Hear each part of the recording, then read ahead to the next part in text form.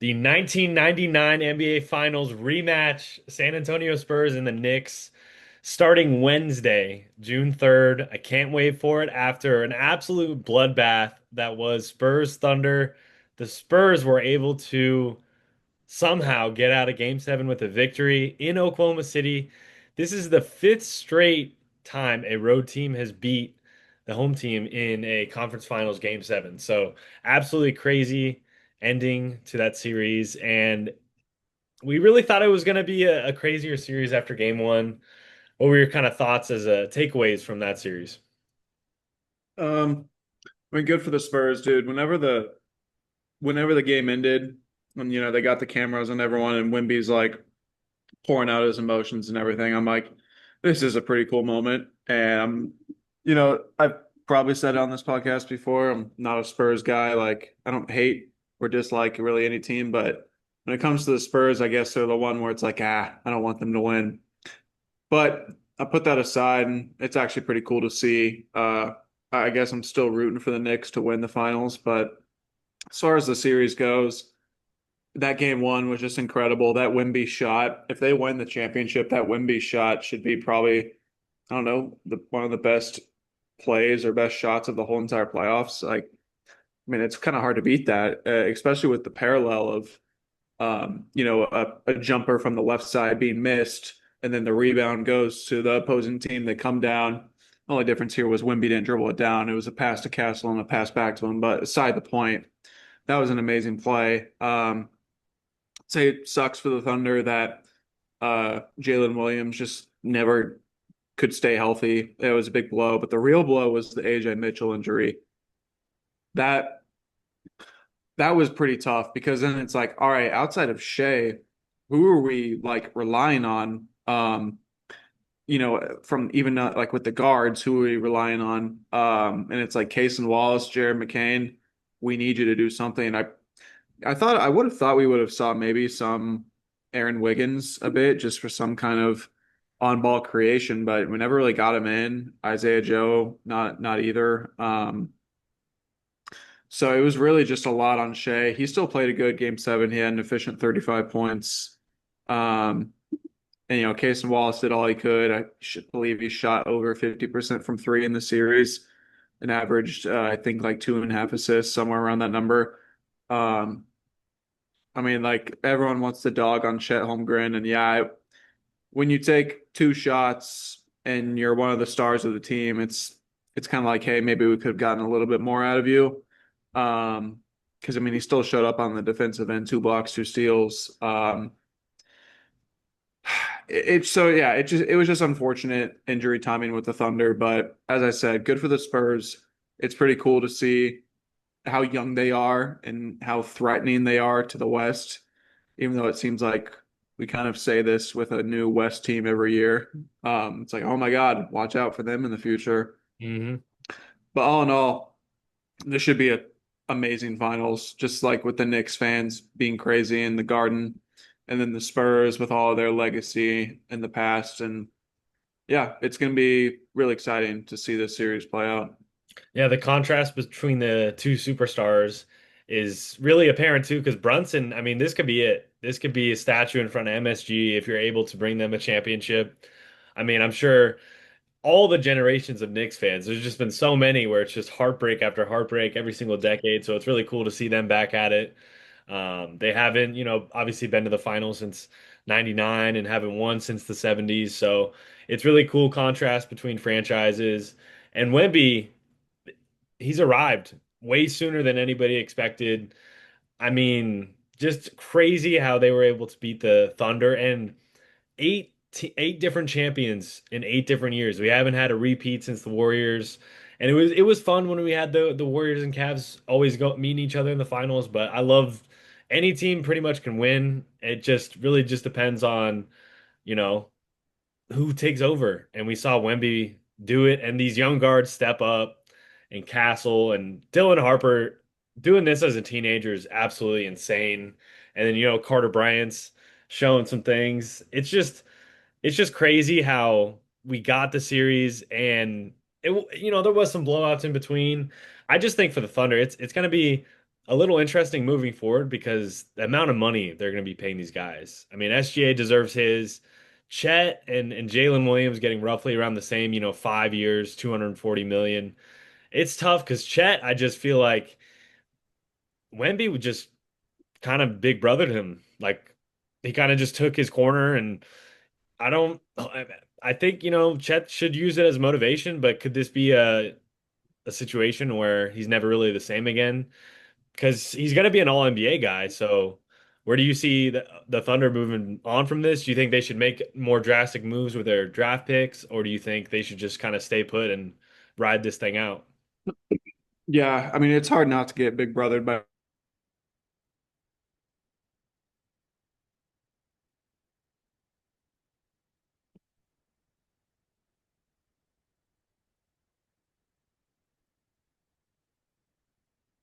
7 mil. So you're gonna have to cut costs at some point, and you have a little bit of opportunity there. Also, it just said my internet connection's unstable, so if something happens, that's why. But I would look at maybe like marginal cuts as well. Like you got Isaiah Joe, 11 million the next season and the season prior. Aaron Wiggins, 9 million, 8 million, 8 million. Maybe those guys kind of get shipped off because kind of got McCain and AJ Mitchell, who's another guy they're gonna have to pay coming up here soon. Not quite yet, but soon. And then, what are they going to want to do with Topic? Because he was a lottery pick. He's going to be making 5.5 million, which doesn't seem like a lot, but when you're up there in the tax, 5.5 million saves you a lot. You know this with the Celtics. Mhm. Um, and then there's also something to say with Caruso. He's 32 and he's got 19 and a half, 21, and then 22 and a half. So three more seasons with Caruso, and he's, up there in age. He obviously showed how great he was in the playoffs whenever, you need a veteran who's been in the scene. He showed up and delivered. Um, but at some point they're gonna have to pinch the numbers a little bit. I don't think they'll trade any of Jalen Williams or Chet Holmgren. I mean, you want a championship with those three as your big three. Like, I don't see a huge reason to break it up. Um, I would think maybe like they decline Hartenstein if they can get him on a cheaper number. Cool. But they still got big Jalen Williams and Thomas Sorbet, who's going to be a redshirt rookie for them this season. The Dort thing, I would guess that Dort is probably gone, but that's also probably a popular choice to say. But they got to pay Case and Wallace. And would you rather have Case and Wallace or Dort? Probably Case and Wallace. And then it's like, would you rather have AJ Mitchell and Jared McCain over Isaiah Joe and Wiggins? Probably. So yeah, it'll be interesting as far as picks, like with the draft. I think why not? Why not go and get one of the top picks in this draft? They have they have all the resources to do so. That's no question. They have so many different ways they can get it done too. I'd say why not? Especially if they love someone, go for it. Whether it's like Caleb Wilson or I don't know if they'd go for a Debanza, but I do think getting the top four pick could be something that they look into. Hopefully it's not with the Bulls. The Bulls need to keep that pick. But yeah, I think that's kind of a pretty good look at their future. I guess Kenrich Williams, mentioning him just because he played. He's a 7 million team option for this coming season. Probably going to decline that. Yeah, they they're way beyond the second apron. So, but they're going to keep winning. So it's not like, oh my God, they're going to be bad next year unless Shea tears his ACL or something like that. Uh, just get Jalen Williams healthy. He'll have a full offseason to rehab. Let's get Case and Wallace paid. And I think they're still going to be good because their marginal guys at the very end of the rotation are still pretty good. And I have all the faith that they're just going to keep finding guys that they can just keep throwing in and working.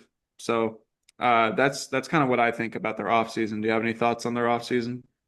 Yeah, it'll be interesting what they do with their picks. I think they have 12 and 17. 12, I mean, this draft, a lot of people are looking at the top five, but I think they could definitely get a quality player at 12, but they just have so many pieces. I mean, you're just throwing out like Aaron Wiggins, Case Wallace. They have so many guys that I think, I mean, they could put together a nice package for something and get a player. I mean, I mean, even like Trey Murphy, if they were able to get him into that system, that could be exactly what they needed in this playoffs because it looks like they have a deep team on paper, but once Jalen Williams went out, it was kind of like who's going to step up, and getting Jared McCain for a second round pick from Philly was just an absolute steal. Because he had some moments where he could have led them to victory. He was, catching fire on offense. I think looking at the other side, I mean, the Spurs, the way they put this together, it feels like, in football terms, like the Patriots. You just when you think they're kind of done, they just rise out of the ashes. Wemby, 22 years old.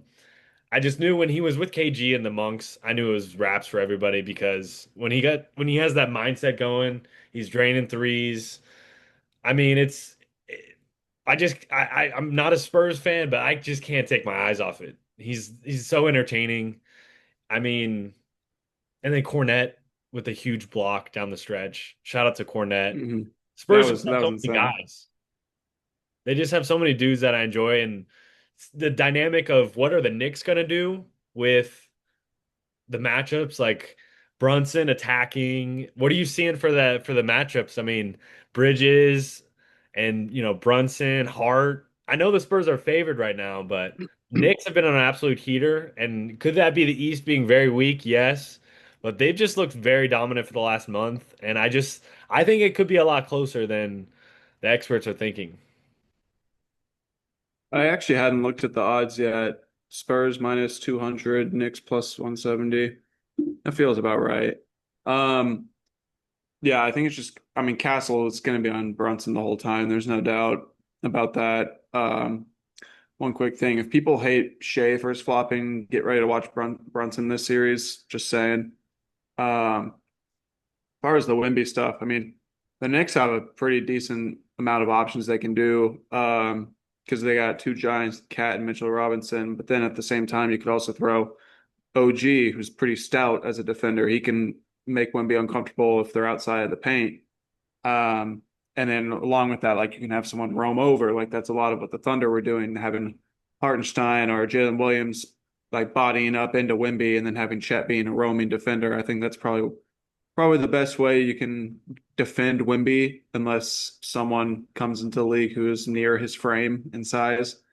But yeah, I think it's just going to be Castle and Brunson the whole time, and then like who else on the Knicks is gonna kind of step up and be a consistent scorer because Brunson might get shut down a few of these games, or he might get really worn down just with what Castle's gonna be doing to him. And then on the other end, the Spurs, I mean, they got all these options. You talked about Dylan Harper, what he's doing at a young age. Even De'Aaron Fox too didn't have an awesome series in OKC, but still, he's another downhill attacking guy who's quick and can facilitate the offense. Devin Vassell is getting hot. Champagnie 6 threes in Game 7. Like Spurs have a lot of scoring options they can throw, and then they got their two giants as well. So it's going to be pretty good. Like on paper, this feels like a really good like matchup series from all ends.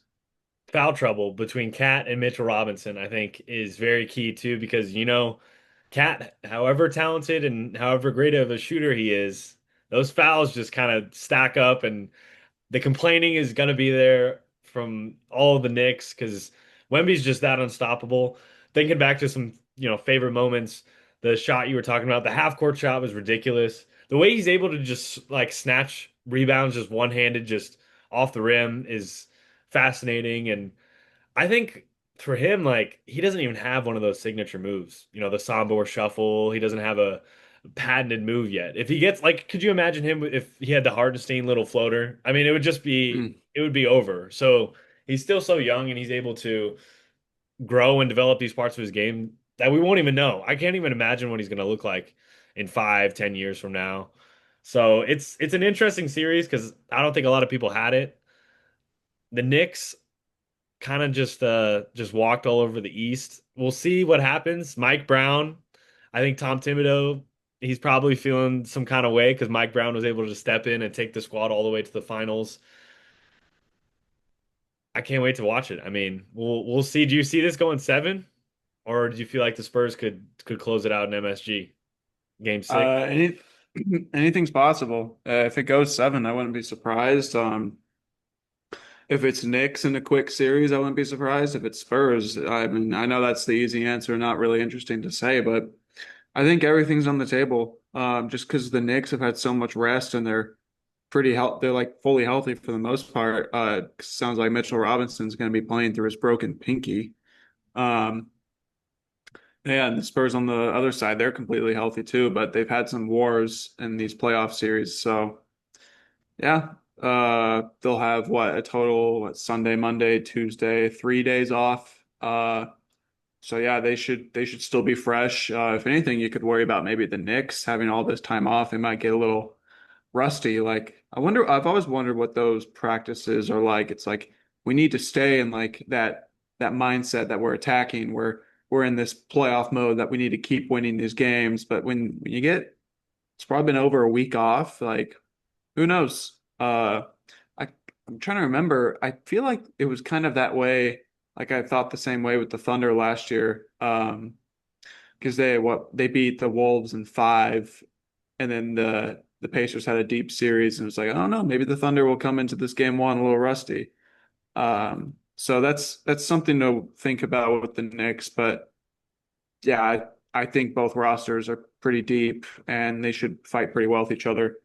It's actually kind of annoying. I did a preseason future of Knicks versus Nuggets finals. So close. I thought the Knicks would be the one who messed me up on that one. Um, I had the but I Nuggets, did, or yeah, I had the Nuggets and the OKC winning, and yeah, I did do. Before the playoffs started, I did throw on the Spurs to win the West, kind of as like a because I mean I kind of thought they had a really good chance, but also kind of like a mental hedge where it's like I don't want to see them do it, but if they do, cash out some money. I did bet on them game seven. I thought they were going to win. Kind of no question. I think the AJ Mitchell thing, him being out was like really understated how much like I haven't really heard many people talk about that. He was huge for them. And then for him to be out, it was kind of like, uh-oh, are we going to rely on Jared McCain to keep giving us 20? Because we need it. How many threes can the Casey Wallace keep making? He kept making them, but no one else showed up because Chet took two shots. Um, but yeah, yeah, I know it'll be fun. the two shots. I mean, two rebounds. I mean, I've never been a big fan of Chet, but I know he's the hate's going to be flowing this week, and what he does with that, I mean, we'll have to see. Just thinking about Wemby, like in terms of legacy, just thinking about stars this young. I mean, Jason Tatum made his first finals at 24. LeBron, it took him a little while to make his. Making it at this young, I mean, he's just putting himself on the map immediately. Would you make can the case be made that if he wins the finals, he's the best player in the world, or is it too soon for that? No, I mean, I think that's probably valid. Um, it's definitely got the argument for it. So I wouldn't I wouldn't disagree or oppose with it because I mean, when you win the finals, you're kind of cementing yourself, even though the finals is a team effort. But still, he's definitely got the case for it if they win the finals. I mean, he probably has the case for it right now. Yeah, he's putting everybody on notice. I mean, I think everybody can be entertained by it because just the freakish skill, the freakish size. It's just, I mean, it doesn't seem real and it doesn't seem fair. And it's also going to make for a really interesting 2028 Olympics because we saw it in 2024 when he was super young. This one's in LA. The USA has to win, but I mean, France is coming along strong. He's going to be even better. We'll see what the USA guys. I feel like it's definitely a huge turning point in the league too, just based off the fact that we've known for a couple years. I mean, KD's reaching in age. Steph, LeBron, the superstars are kind of aging out. And I feel like the NBA has kind of been looking for that face of the league. And we thought it was going to be Giannis. maybe Jason Tatum a little bit, but he's right there, but not quite. Ant, everybody wants to crown him. And I think Joker. this is gonna cement Wemby as the face of the league. I mean, Luka's up there, but I think this series very well is just gonna place him face of the league.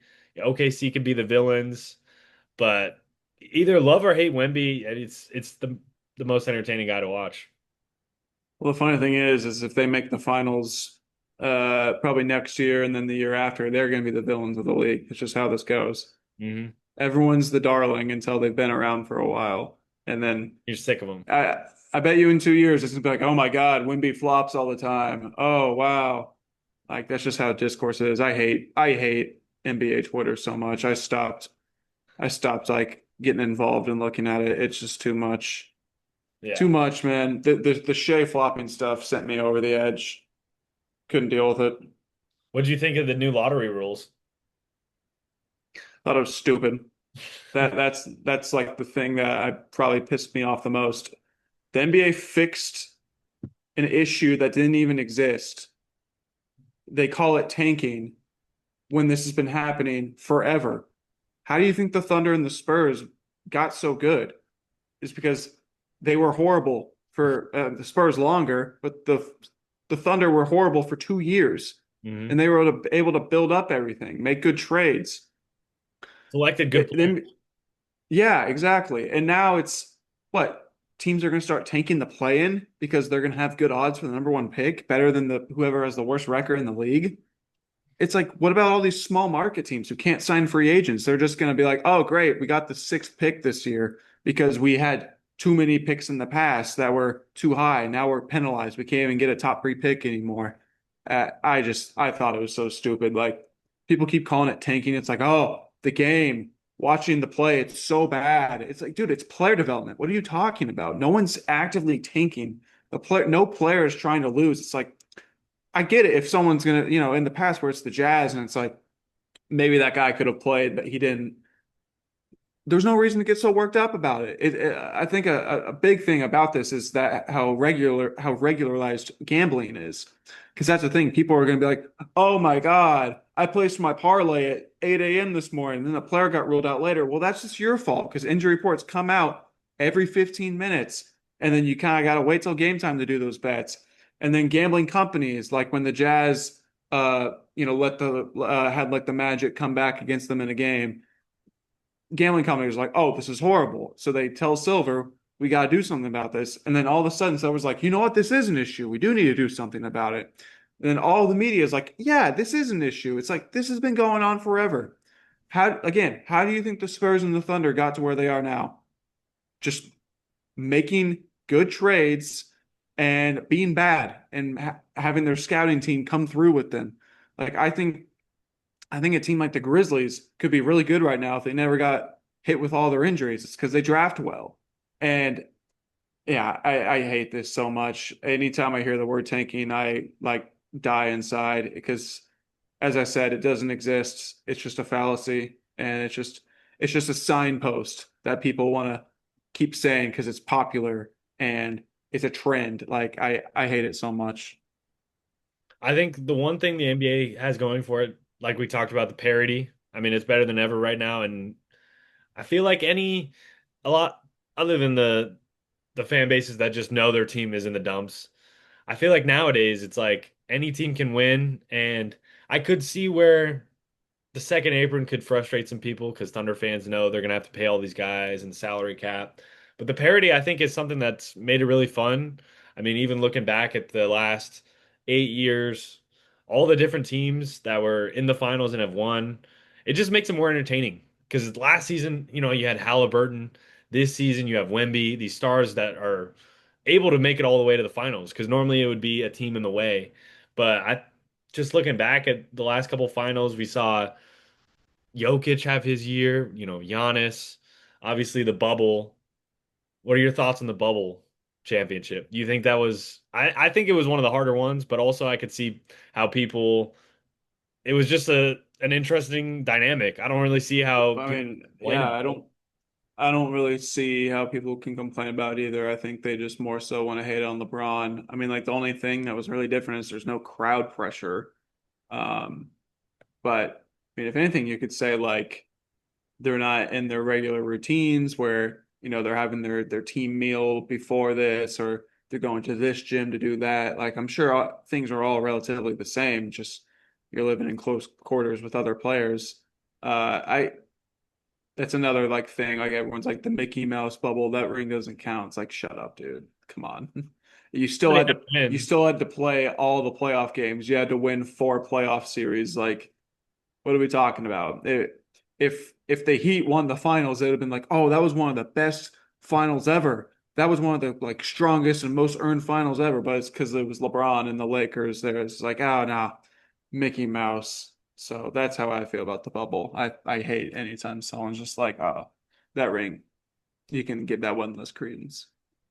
There's been talks about a potential it was brought up on Bill Simmons' podcast about an old guy team where LeBron teamed up, potentially going to the Warriors with Curry and Draymond and potentially KD even coming back.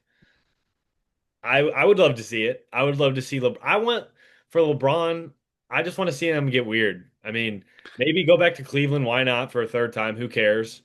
I mean, join one of these teams is just like a mentor. I mean, obviously, him on OKC would be kind of insane, but I just want him to get weird with it. I don't really want to just see him rot away in LA. I'm kind of tired of him on the Lakers. It's been 8 years.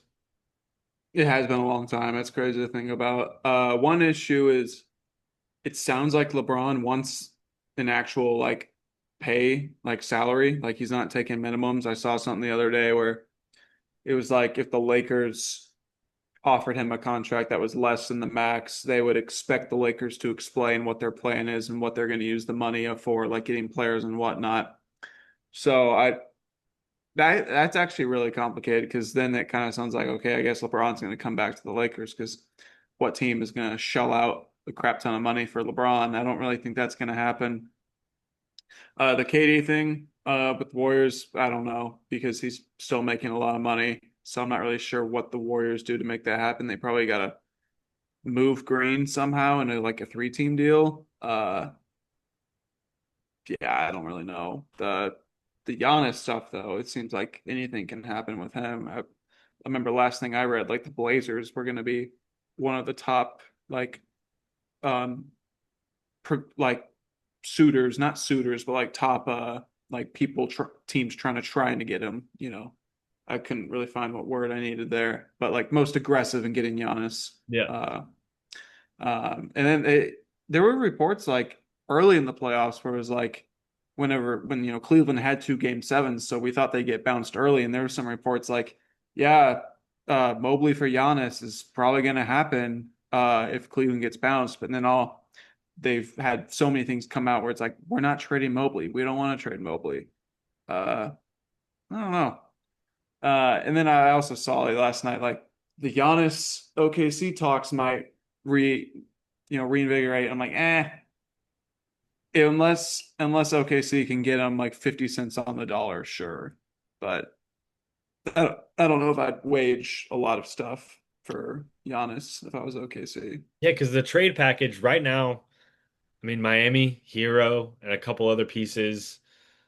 OKC can really just make the Godfather offer. They really can just picks pick your choice. I wouldn't give up Case and Wallace if I was OKC, but if you have the chance to get Giannis, I think you need to pull the trigger because we've been talking about for years. OKC has all this like equity. They have all these picks. They have all these young, intriguing players.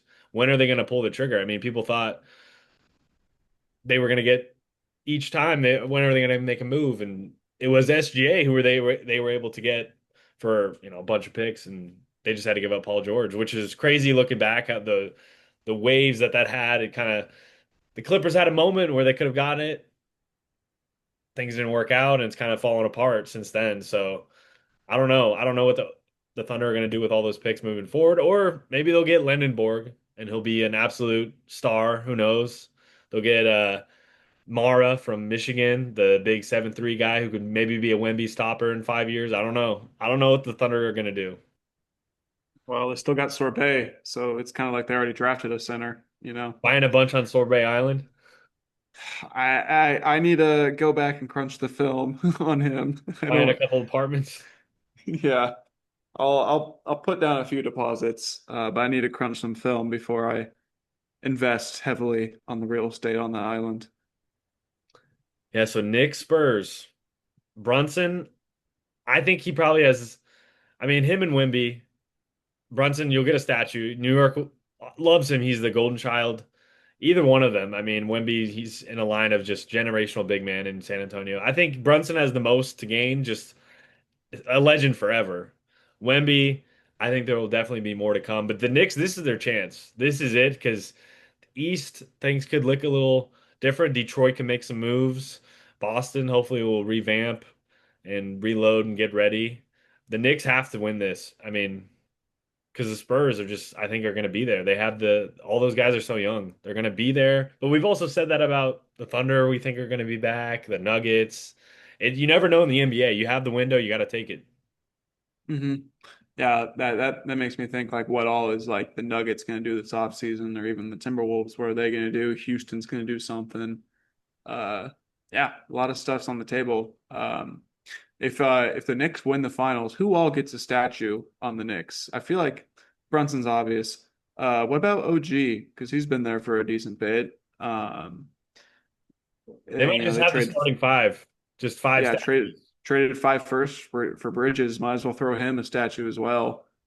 Yeah. Um, Josh Hart for sure would get one. Cat, Yeah. maybe, sure, maybe. Mitchell Robinson, I mean, he's been there since like Longest tenure. 2019, 2018, something like that. Yeah. I'm fascinated to see it. What are your kind of matchups you're looking forward to? Obviously, we talked about Brunson, how I would just double. I mean, mine as well, and kind of let the other guys beat you because Wemby can roam. I love the way they were using him, where kind of the box and alien, as they called it, like having him just roam around, and you're not really gonna have to guard Mitchell Robinson, but Cat, if he goes off from three, Wemby's gonna have to step out there, and that'll open up the lane. We'll kind of see from there. I mean, putting pressure on the guards, Fox, what is he gonna do? Castle, maybe get him to turn it over. What do you think the game plan should be for each team? Everything's gonna get shown. Like I could say right now, it'd be like, I think it'd be interesting if they have OG play on Wimby and have Mitchell Robinson roam off someone. Uh, you're gonna see everything. I could say anything right now, and we're probably gonna see it. Because these teams have so many options, both ends on what they can do. Like, does Josh Hart play a lot of minutes because someone needs to guard, Fox or Harper, and it's like, okay, then what's Bridges gonna do? Is Bridges roaming off Castle maybe? Because Castle's kind of getting that treatment from 3-point line. It's like, okay, then how many times are we going to see OG just getting up in Wimby's chest, trying to push him out of the paint? It's like, okay, then where's Cat gonna be? Is Cat just on Champagne? Like, I think there's going to be so many things that we see, and it's going to be really cool. As long as Mitchell Robinson can actually play with a broken pinky, and that's going to make this a pretty entertaining just series overall. But if Mitchell Robinson was out, it'd be like, all right, I think the Knicks might be in trouble. But as long as he's out there and he's not completely hindered by his broken pinky, which I feel like if you tape that up, you can still kind of catch the ball, right? I Yeah. mean, what does I mean, he it's what not does going he to even take need any his free pinky? throws regardless. So Yeah, like what does he even need his pinky for? Unless it's just was it his right hand? I'm not sure actually. Yeah, it was his I, right hand. So I mean, part of me is just thinking like how everybody is. I mean, the minus 200. I could see the Spurs just coming out firing. Vassell's just been on fire. And Champagny, when he hits threes, he just gets it going so fast. Carter Bryant gets some good energy off the bench. I don't know if I trust the Knicks like bench. I don't know if I trust Shamit. I don't know if I trust McBride. I don't know if I trust those guys in key situations. Collect. I don't really know. Spurs, he's I not going to just play. no, yeah. I mean, shout out to Collect, the white boys, Timothy Chalamet courtside. We're gonna see him. Him and Jenner, we're definitely gonna see both of them out there. I don't know. I just think the Spurs, I feel like gut prediction, I think Spurs in six. Maybe even five. I don't know. Yeah, I'll go Spurs in 5. But I want New York though. I really do. I just want But to see we'll have to close New York. games. Yeah. We'll have close games. It'll be one of those series where it's like, oh man, the Knicks, if they could have gotten game 1 and 2. I mean, with the Blazers, dude, the freaking Blazers, they were 1-1 going back to Portland, and then they blew 20-point leads in the second half. It's like the Blazers could have been up 3-1 on the Spurs. God, that would have been awesome.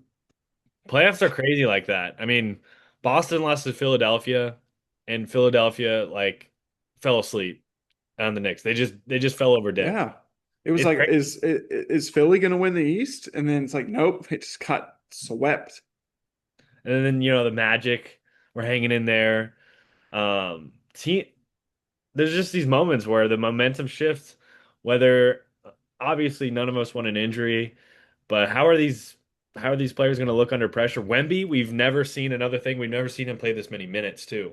It's been a month straight of just 40 plus minutes all the time. These back to backs. Will he hold up? We all hope he does. For entertainment purposes. And how are the Knicks going to be all that the freshness? I mean, that we talked about. I mean, having multiple weeks off to prepare could could be in their favor. I think they have to come out guns blazing. Game one, stealing that very well could just flip it immediately and could change all the odds, and it could be the Knicks time to shine. So we'll have to see.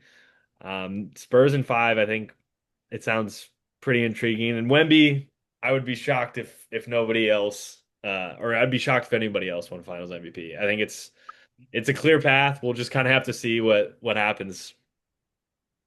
That's a good note you had. Like Wimby hasn't played this many minutes, this many games in a row before, so I imagine he'll hold up, but it is a good thing to look out for. Is like, does he run out of steam at some point?